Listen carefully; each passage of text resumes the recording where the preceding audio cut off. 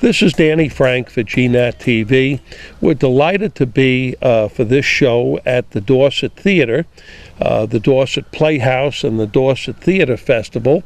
And opening the show is the artistic director and executive producer, Dina Janis. Welcome to GNAT TV. Thank you very much. So, Dina, tell us a little bit about the history of the Dorset Playhouse and the relationship between the Dorset Playhouse and the Dorset Theatre Festival. I think a lot of people don't understand all of these nuances, right? Yes. Well, there's the Dorset Playhouse, and that is the building itself. And then there's the Dorset Theatre Festival, which is a professional theatre festival, 38 years old, that comes in the summer and basically brings in professionals from New York or elsewhere and puts on a main stage season that runs from June through, in this case, September. The rest of the year, the Dorset Players, which are a lovely community theater group, they are actually in the Playhouse building the rest of the year, and they do a bunch of wonderful productions with community members through the entire rest of the year. Now, Dina Janis, you've been here how many years? How long? I just completed my 4th season as artistic director. And the impression I get from coming to shows here, from reading about the Dorset Theatre Festival and the community, you've done quite a lot with innovative theater, experimental theater, startup theater, giving new playwrights a tremendous opportunity to offer a quality venue here and to try out different shows, right? Yes, we do. We are fortunate in that we have a good program for new play development. Teresa Rebeck, who is one of our country's most prominent playwrights, is the resident playwright here, and we founded the new play development program, which is affiliated with the Lark Play Development Program in New York. And every year, for 6 years now, we have a writer's retreat in the spring. And we've brought in numerous very well-known people. Rajiv Josephs, who did Bengal Tiger and the Baghdad Zoo. Teresa began 2 of her plays that went to Broadway there. Seminar, that starred Alan Rickman, and also Dead Accounts with Katie Holmes. And a bunch of other very nationally recognized playwrights have come through that program. In the summer, we do a new play reading series where we have a bunch of very top playwrights. This year we had Adam Rapp and Sam Hunter featured in our series.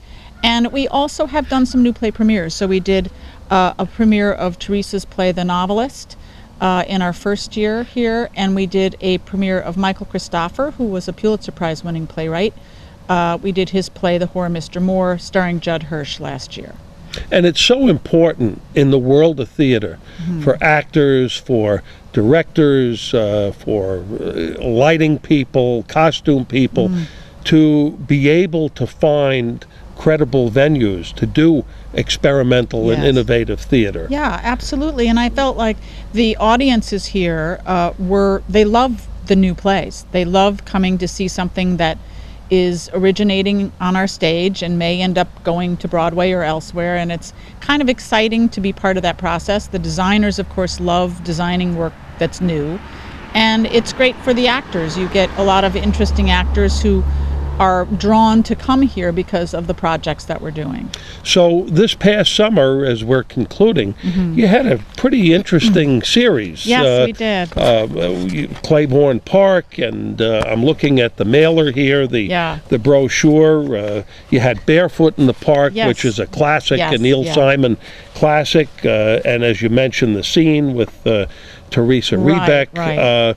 It was a pretty successful season, right? Yeah, it's been great. You know, it's been nice to get some star power throwing their weight behind what we're doing here right now. So you have people like Tim Daly and Teresa Rebeck and Gordon Clapp, who's doing the Robert Frost piece. It raises the bar, and I think it excites audiences, and they feel, I think that the community here feels such a sense of ownership of the theater festival.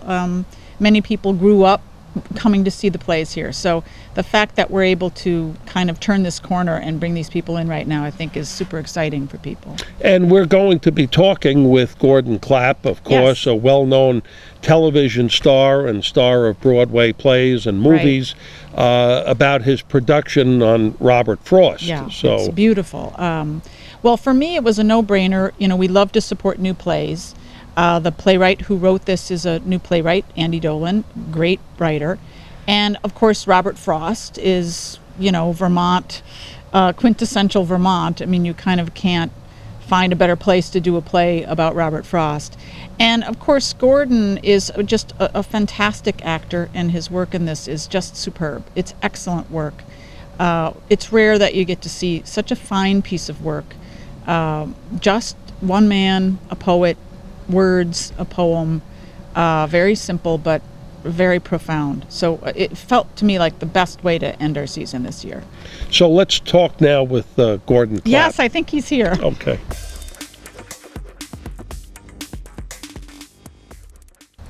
So here we are now at the Dorset Theatre Festival with Gordon Clapp, the star of this show about Robert Frost, one-man show, a solo performance, and Andy Dolan, who is the playwright. And gentlemen, good to have both of you here. And Gordon Clapp, there seems to be a number of actors lately who have put together one-man shows or solo shows on individual people from history, individual characters. Of course, the best known one was Hal Holbrook when he did Mark Twain a number of times, and he revived that over the years. And I know that he set the bar. He set the bar, okay. And I know that Tony Lobianco, for example, off Broadway, he's been doing LaGuardia for years, Right. Fiorello LaGuardia. So your motivation for putting together this show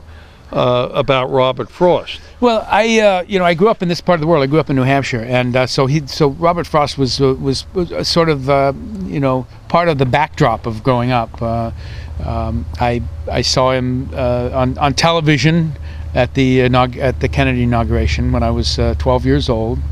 I learned about him in high school. When I went away to school, I took him with me, and he brought me home.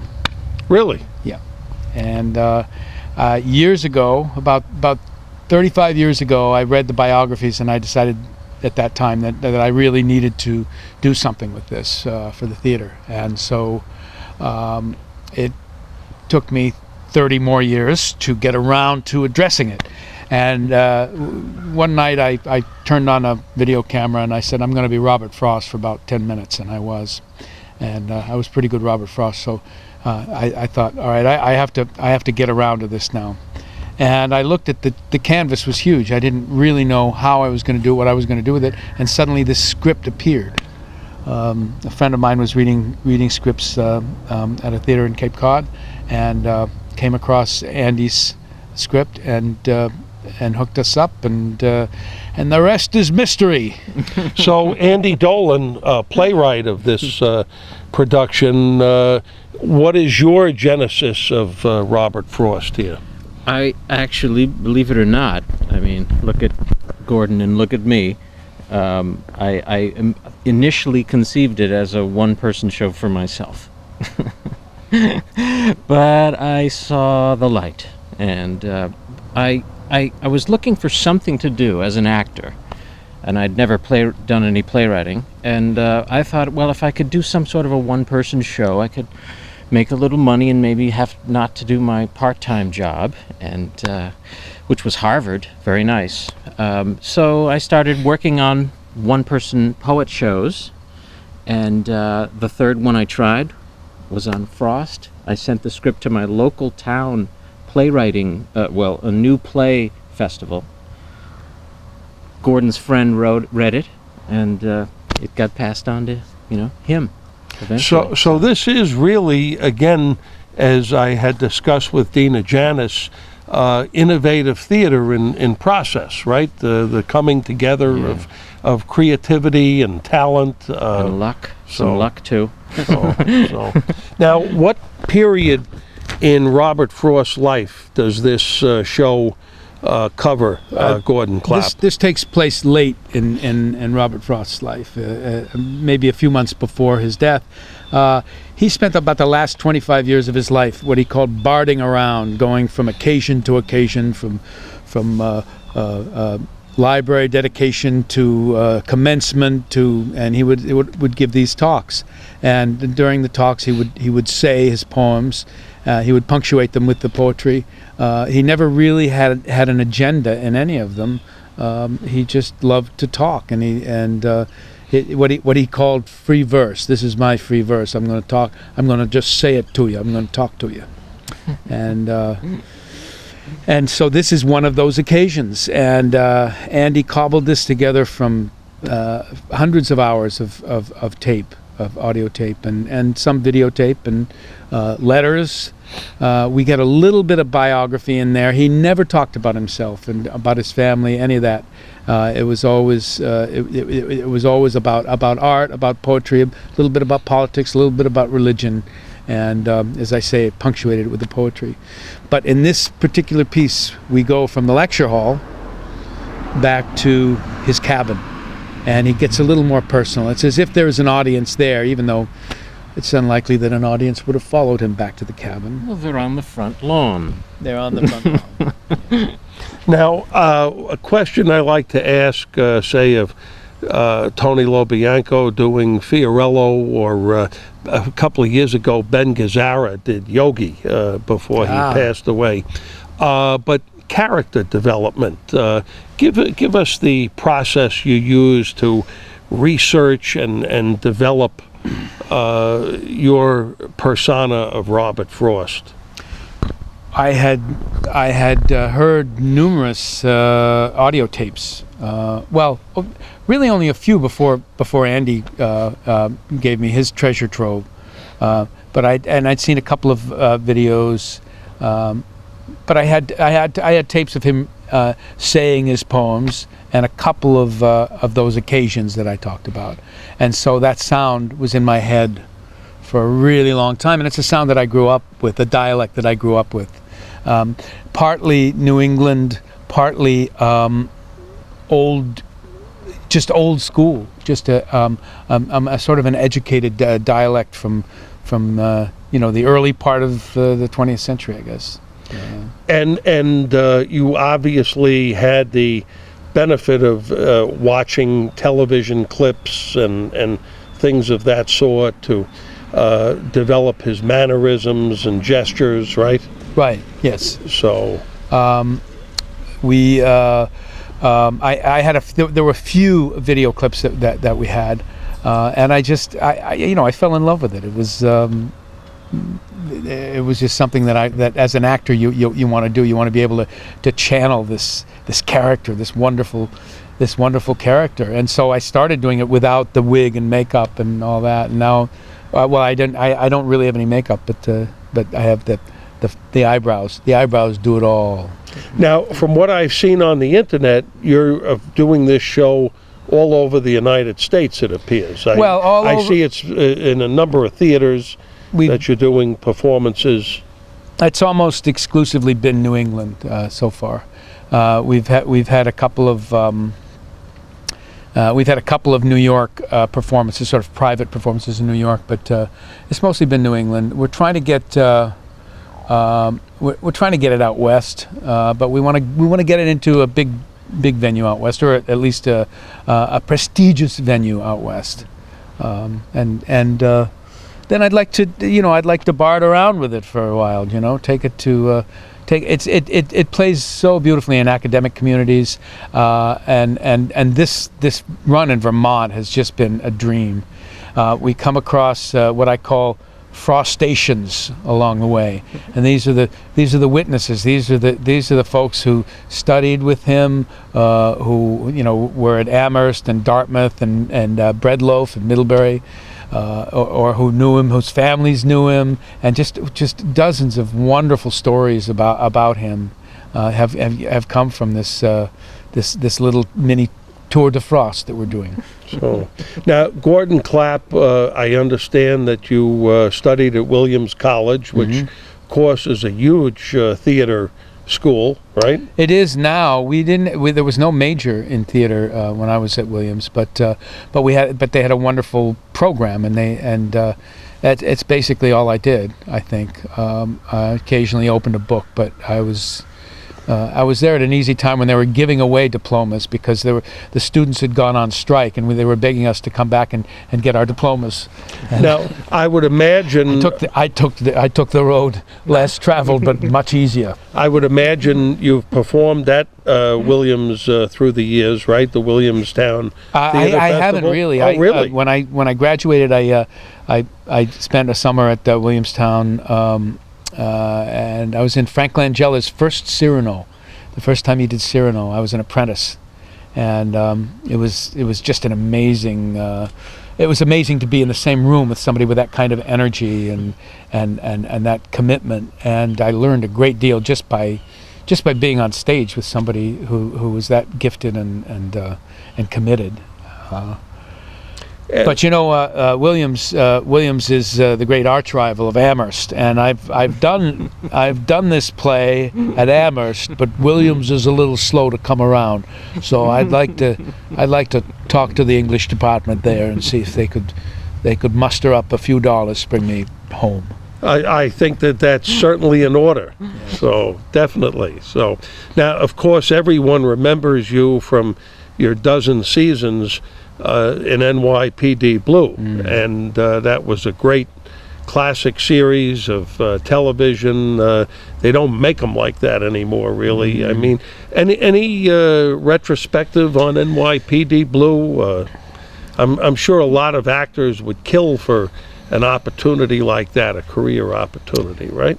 It was another wonderful character. It was a wonderful ride with this character that, you know, David Milch, I like to say David Milch and I sort of created. He was a generic kind of cop figure in the audition, and I threw a little spin into it, and David went with it, and David just would create situation after situation where Medavoy was painted into a corner and had to find his way out, and it was really a wonderful character and a very human character. A lot of cops say, you know, my precinct, we didn't have a Sipowicz or a Simone or a Kelly, but we had a Medavoy.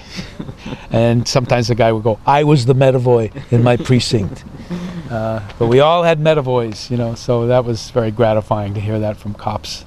Now, through the years, I think a lot of your parts have been, in one way or another, law enforcement roles, you know, police, detectives, Marines, I believe, uniformed, you know, life safety type people. So any thoughts on playing those roles and relating them to real life observations? I'm on the other side of the law a lot these days. In fact, I've been in the abusive dad file for a while. Okay. I've played several sort of abusive, or, well, let's just say very spirited dads over the last few years on television and in the theater. So it's interesting, but that, you know, it's interesting to say. I actually recently, I have an upcoming project called Mob City, which was originally called L.A. Noire, but the video game people didn't like that. So, and I'm playing, you know, an honorable thief, basically, a guy who, you know, just feels a great loyalty to the mob, you know, to those guys, and he's really upheld his end of the deal, and then he kind of gets they kind of turn things around on him, and he doesn't take very kindly to that. Do you ever get so you didn't spill any beans there with that description. Good.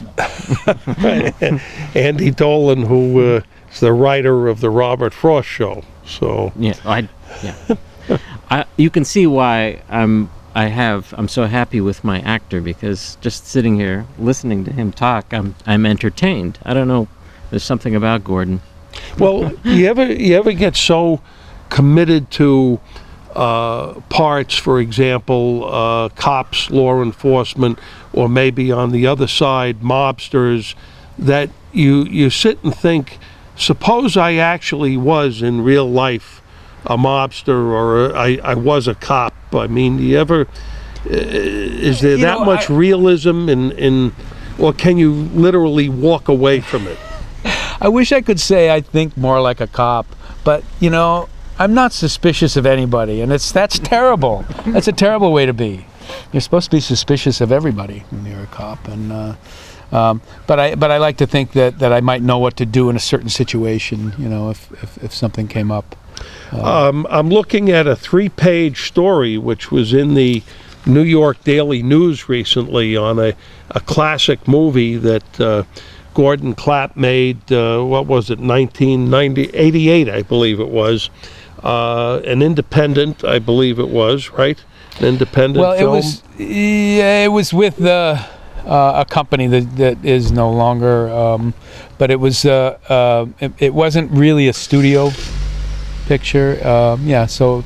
But it was the biggest budget, I think, that John Sayles had ever worked with. And the movie was 8 Men Out, and it was about a famous historic incident in baseball. To be a part of such a classic film like that, right? I mean, that was must have been quite an experience, right? It was great fun, and we were sitting in the bar at night in this hotel. It was almost like a compound that we were living in Indianapolis, and chatting with Studs Terkel and Ring Lardner Jr. and Elliot Azanoff, and all these Sports Illustrated writers were around. I think Rick Riley was there, and just a couple of ball players. Ken Berry of they called him the Bandit. He was a wonderful center fielder for the White Sox in the '60s. It was our coach. And all these young actors who were on the verge of being breakout stars, John Cusack and D.B. Sweeney and Charlie Sheen, and then some just wonderful old actors, Clifton James and John Anderson, these guys that you'd seen in old westerns and things, and it was really just this multi-generational feast of wonderful personalities. And so, doing a movie like this, do you think about? Do you have an instinct that this is going to be a blockbuster film? This is going to be a classic, or maybe there are movies that you've done that you thought had tremendous potential and they really didn't go anywhere, they didn't get all of that attention? Do you have a gut feeling from film you sometimes to film? do. I know that with this film, baseball movie, you're not really sure, and you're not really sure it's a baseball movie. It's it's a piece of history, and it was a very sad sad movie. I mean, what eventually happens to these guys. So I think that sort of colored it, and it didn't. I don't think it did as well as everybody hoped it would. But it's a film that's held up as as one of those great American films.